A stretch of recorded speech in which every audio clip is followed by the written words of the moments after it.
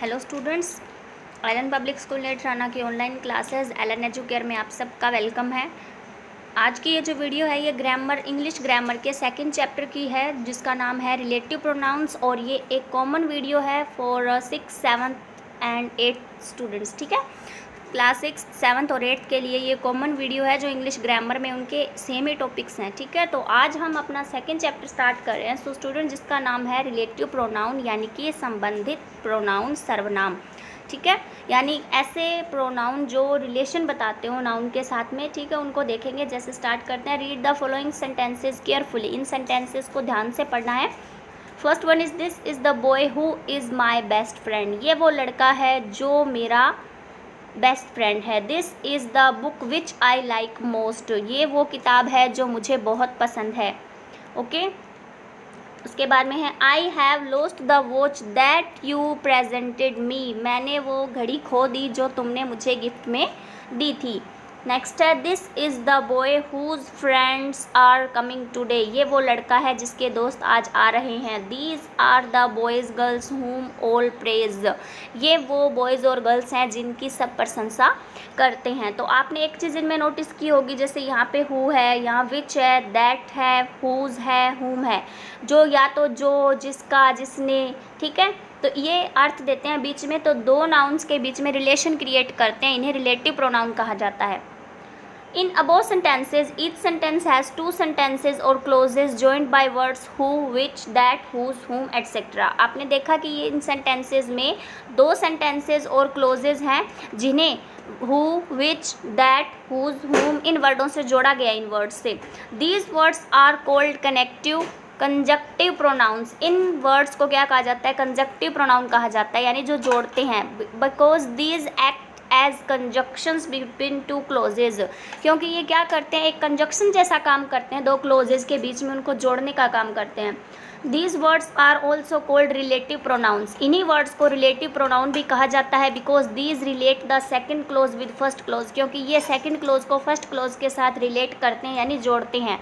And these are use to represent their antecedent or the noun just before them. ये क्या करते हैं? मतलब रिप्रेजेंट करते हैं उनका जस्ट बाद में आने वाली नाउन के साथ में उसके रिलेशन को रिप्रेजेंट करते हैं।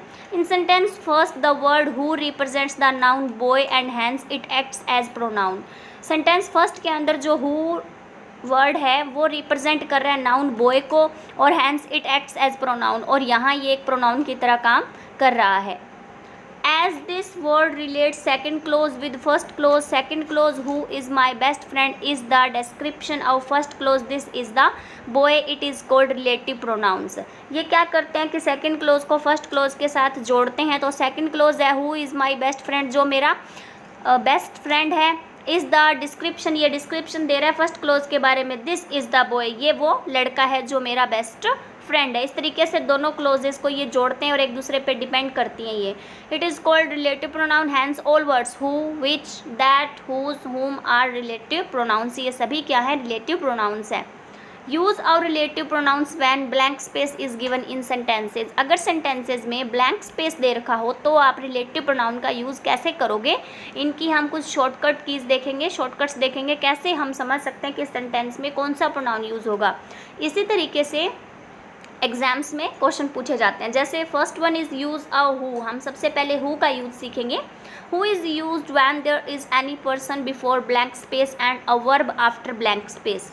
हु का यूज़ हम तब करते हैं जब ब्लैंक से जस्ट पहले कोई पर्सन हो, किसी आदमी का नाम हो।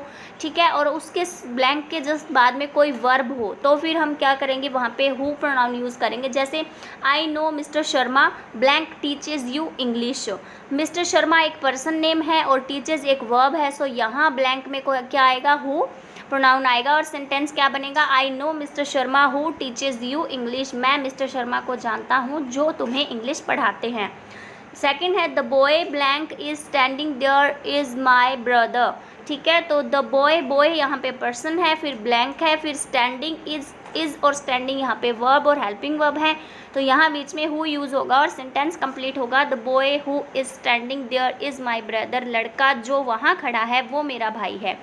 ठीक है, सेकंड है जैसे यूज़ अ हुम। होम का इस्तेमाल देखते हैं कैसे होता है। Whom is used when there is any person before the blank space and another person plus verb after the blank space. अगर ब्लैंक से जस्ट पहले कोई पर्सन हो, उसके बाद में स्पेस हो, फिर दूसरा कोई पर्सन हो और फिर वर्ब हो, तो क्या यूज़ करेंगे, होम यूज़ करेंगे। जैसे लेट्स सी फर्स्ट है the boy blank he gave money was very poor. ठीक है, तो यहाँ बॉय पर्सन है, फिर ही पर्सन के लिए आया प्रोनाउन, फिर वर्ब आई है, तो यहाँ ब्लैंक में आएगा होम और सेंटेंस बन जाएगा the boy home he gave money was very poor. वो लड़का जिसने उसे पैसे दिए वो बहुत गरीब था। सेकंड है the man blank I helped was in trouble. The man person blank I person के लिए यूज़ हुआ है, हेल्प्ड वर्ब आ गई, यहाँ आएगा होम, तो क्या बन गया the man home I helped was in trouble. आदमी जिसकी मैंने हेल्प की वो प्रॉब्लम में था, ट्रबल में था। नेक्स्ट है the lady blank you talked with is my aunt. The lady, lady person है, यू पर्सन के लिए यूज़ हुआ है, लाइक यहाँ पे वर्ब है, तो ब्लैंक में आएगा होम और सेंटेंस बन जाएगा the lady whom you talked with is my aunt. लेडी जिससे तुम बात कर रहे थे वो मेरी आंटी है। ठीक है, तो इस तरीके से हु और हुम का यूज़ होता है। फिर हम देखते हैं next use a who's. Okay, whose is used when there is a person before the blank space and thing plus verb or thing plus person plus verb और person plus verb। यानी इस तरीके की अगर कंडीशन होती है तो वहाँ whose आता है। जैसे पहले person हो, फिर blank हो, फिर thing हो, फिर verb हो, फिर आगे चाहे एटसेट्रा में कुछ भी हो, ऐसी अगर सिचुएशन मिलती है। या फिर ये सिचुएशन ऐसे हो सकती है person blank thing person फिर verb, या फिर ऐसे हो सकता है पर्सन ब्लैंक प्लस पर्सन फिर वर्ब, पर्सन हो, ब्लैंक हो, पर्सन हो, वर्ब हो, ऐसे भी हो सकता है। ठीक है, इस कंडीशंस में हुज का यूज़ करते हैं। जैसे precaution must be taken while deciding the use of हुम और हुज। ठीक है, हुम और हुज दोनों का यूज़ यहाँ पे थोड़ा सा सेंस पे डिपेंड करता है सेंटेंस के, तो हम देखेंगे अब इनमें दोनों में किस तरीके से क्या चीज़ का पता लगता है। लेट्स सी फर्स्ट है the man blank shirt is blue is my uncle. ठीक है, द मैन पर्सन हो गया, यहाँ पे शर्ट एक थिंग है, फिर वर्ब है, तो यहाँ पे क्या यूज़ होगा, हुज यूज़ होगा। जैसे सेंटेंस बन गया the man whose shirt is blue is my uncle. आदमी जिसकी शर्ट ब्लू कलर की है वो मेरे अंकल हैं। ठीक है, उसके बाद सेकंड है the man blank car you borrowed is my neighbour. Person thing फिर पर्सन फिर वर्ब आई है, तो सेम ही कंडीशन है जो ऊपर बताई थी, तो इसमें आएगा हुज और सेंटेंस बन गया the man whose car you borrowed is my neighbour. आदमी जिसकी कार तुमने उधार ली थी वो मेरा पड़ोसी है। उसके बाद है third the man blank son you taught is my uncle. Person person plus person फिर वर्ब, सन पर्सन है, यू पर्सन के लिए आया, फिर वर्ब आई है, ये भी वही कंडीशन है, यहाँ हुज यूज़ होगा, तो सेंटेंस बनेगा the man whose son you taught is my uncle. आदमी जिसके लड़के को तुम पढ़ाते हो वो मेरे अंकल हैं। उसके बाद the boy blank father is a doctor is my friend. Person person और वर्ब, इसमें आएगा हुज, सेंटेंस बनेगा the boy whose father is a doctor is my friend. वो लड़का जिसके पापा एक डॉक्टर है वो मेरा दोस्त है। अब हम स्टार्ट करें यूज़ ऑफ विच। ठीक है, विच का यूज़ देखेंगे। Which is used when there is any lifeless thing or animal before the blank space and a noun or verb after the blank space. Which का यूज़ तब करेंगे जब blank से just पहले या तो कोई नॉन लिविंग थिंग हो या फिर कोई एनिमल हो, और ब्लैंक के जस्ट बाद में कोई नाउन या फिर कोई वर्ब हो, तो हम यूज़ करते हैं वहाँ पे विच। जैसे the dog blank bite you is his. यहाँ डॉग एनिमल आ गया और बाइट आ गया यहाँ पे वर्ब, तो यहाँ आएगा विच। सेंटेंस क्या बन गया the dog which bite you is his. जो कुत्ते ने, जिस कुत्ते ने तुम्हें काटा वो उसका है।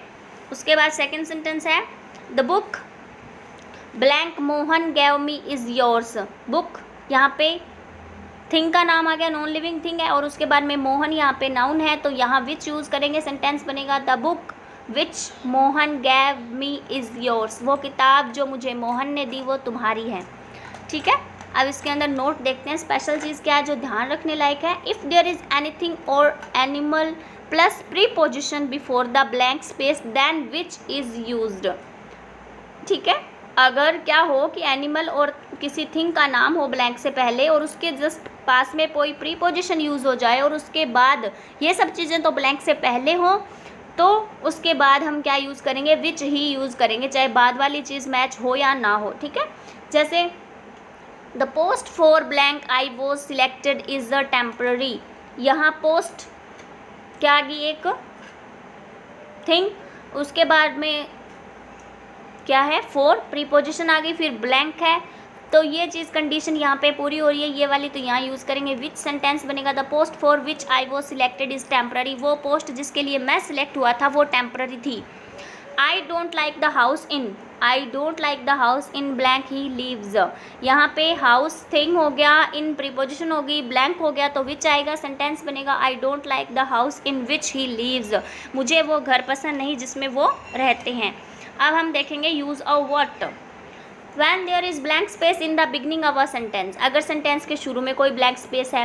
When there is a blank space after the verb, अगर वर्ब के जस्ट बाद ब्लैंक स्पेस है। When there is blank space after the verb plus object plus there is no antecedent in this sentence as example. ठीक है, अगर blank space के बाद में क्या हो, आप वर्ब के बाद में ब्लैंक स्पेस और बाद में कोई ऑब्जेक्ट हो, तो हम क्या यूज़ करेंगे वहाँ पे, वोट का यूज़ करेंगे। जैसे हम ये सारे एग्जाम्पल्स देखते हैं। फर्स्ट है ब्लैंक है सबसे पहले, can not be cured, must be endured. ठीक है, उसके बाद में यहाँ वोट यूज़ करेंगे, what can not be cured, must be endured. उसके बाद में है this is a blank he likes. This is यहाँ पे वर्ब आ गई ब्लैंक से पहले और बाद में यहाँ क्या यूज़ करेंगे, vote. This is vote he likes, ये वो है जो वो पसंद करता है। उसके बाद थर्ड है जैसे डू ब्लैंक यू प्लीज़। यहाँ पहले वर्ब है तो डू वोट यू प्लीज़। ठीक है, फिर उसके बाद में है गिव हिम, हिम यहाँ पे प्रोनाउन। ठीक है, तो ब्लैंक फिर ही डिमांड्स, तो यहाँ वर्ब प्लस ऑब्जेक्ट है। ओके, यहाँ वर्ब है और यहाँ ऑब्जेक्ट है, फिर ब्लैंक है, तो यहाँ यूज़ करेंगे वोट। गिव हिम वोट ही डिमांड्स, जो उसकी डिमांड है वो उसे दे दो। प्लीज़ टेल मी, यहाँ टेल वर्ब है और फिर उसके जस्ट बाद ऑब्जेक्ट है, तो यहाँ यूज़ होगा need, verb plus object, what use करेंगे तो क्या बन गया, please tell me what you need. कृपया मुझे बताओ कि तुम्हारी ज़रूरत क्या है या तुम्हें क्या चाहिए। अब हम देखेंगे use of when. If time is given just before the blank space, अगर ब्लैंक स्पेस से जस्ट पहले टाइम दे रखा हो। When is use as relative pronoun, तो वहाँ पे वैन यूज़ करेंगे प्रोनाउन, रिलेटिव प्रोनाउन के रूप में। जैसे इट वॉज मिडनाइट, ये क्या है, टाइम है। Blank the thief entered the house, तो यहाँ आएगा when. It was midnight when the thief entered the house, जब चोर घर में घुसे, तो ये आधी रात का समय था। उसके बाद है second example, it was Sunday. Sunday भी एक टाइम को इंडिकेट कर रहा है। Blank we went on a picnic, जब हम पिकनिक पर गए तो ये संडे था, यहाँ पे वैन यूज़ होगा। इट वॉज 2010, ये भी एक टाइम इंडिकेट कर रहा है। Blank my father purchased this house, यहाँ भी वैन यूज़ होगा। अब हम देखेंगे वेयर का use. Where is used if there is place related noun before blank space, अगर ब्लैंक से ठीक पहले कोई प्लेस रिलेटेड कोई नाउन हो, जगह के बारे में बताने वाली कोई नाउन हो, तो ब्लैंक में वेयर आएगा। जैसे this is the temple, temple एक प्लेस को इंडिकेट कर रहा है, तो यहाँ पे where. This is the school, school भी क्या एक प्लेस है, तो यहाँ भी वेयर। और हाउस भी एक प्लेस है, तो यहाँ भी वेयर। जैसे this is the temple where Gandhi ji was shot dead. This is the school where I studied for 5 years। The house where I am staying in is very big. उसके बाद use of why. Why is used if there is reason before blank space, मतलब why तब use होता है जब blank space से ठीक पहले रीज़न दिया गया। This is the reason blank he didn't come, ये कारण था कि वो क्यों नहीं आया। This is the reason why I called you, ये कारण था कि मैंने तुम्हें क्यों बुलाया। ठीक है, तो यहाँ पे वाई यूज़ करेंगे इस तरीके से। अब है use of that. With the following 5 conditions that can be used as relative pronoun in place of who, whom, which। That जो है वो कुछ 5 कंडीशंस होती है, उनके तौर पर ही, यानी 5 कंडीशंस के ज़रिए ही दैट रिलेटिव प्रोनाउन के रूप में यूज़ किया जाता है। जगह किसकी जगह पे, हु, whom और which की जगह पे। ए है if there is superlative degree before the noun before blank space. ठीक है, अगर क्या हो, कोई सुपरलेटिव डिग्री हो नाउन से पहले या ब्लैंक स्पेस से पहले, तो हम क्या यूज़ करेंगे, दैट यूज़ करेंगे। जैसे Mohan is the tallest boy, यहाँ ये टॉलेस्ट क्या है, सुपरलेटिव डिग्री है तो यहाँ दैट लगेगा, that reads in our school, superlative degree before the noun boy. Okay, Mohan is the tallest boy, that reads in our school.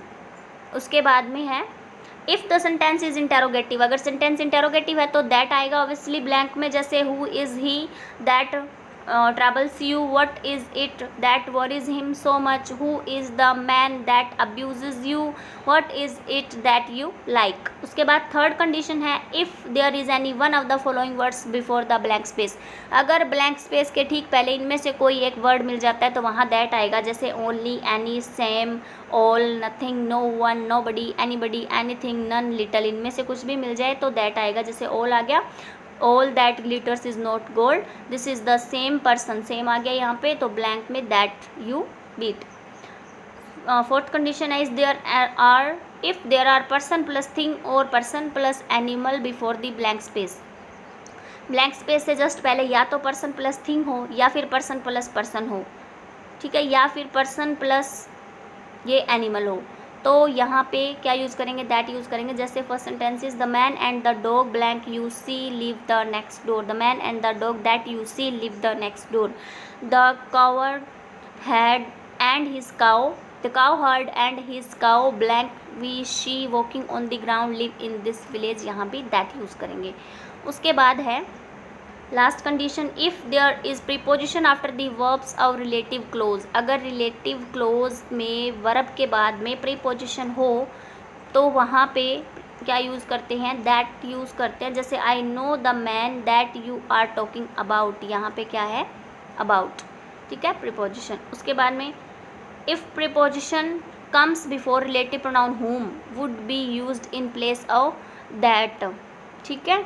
अगर मतलब क्या कह रहा है ये कि अगर प्रीपोजिशन रिलेटिव प्रोनाउन whom से पहले आती है तो फिर whom would be used in place of that, that की जगह पे फिर whom यूज़ किया जाता है। जैसे कि I know the man about whom you are talking, okay, जैसे इसमें आएगी ये कंडीशन, इसमें फॉलो हो रही है आई नो द मैन, मैं उस आदमी को जानता हूँ, अबाउट यहाँ अबाउट आ गया ना तो प्रीपोजिशन है तो यहाँ होम यूज़ हो गया, ठीक है, whom you are talking. I know the house that he lives in, यहाँ पे होम नहीं है, सॉरी प्रीपोजिशन नहीं है इसलिए that. This is the book that I told you about, यहाँ पे दैट। तो इस तरीके से ये आपके सारे रिलेटिव प्रोनाउंस के यूजेस हैं, इनको आपको अच्छे से समझना है अभी कहाँ कौन सा रिलेटिव प्रोनाउन यूज़ होता है। Okay students, thanks and have a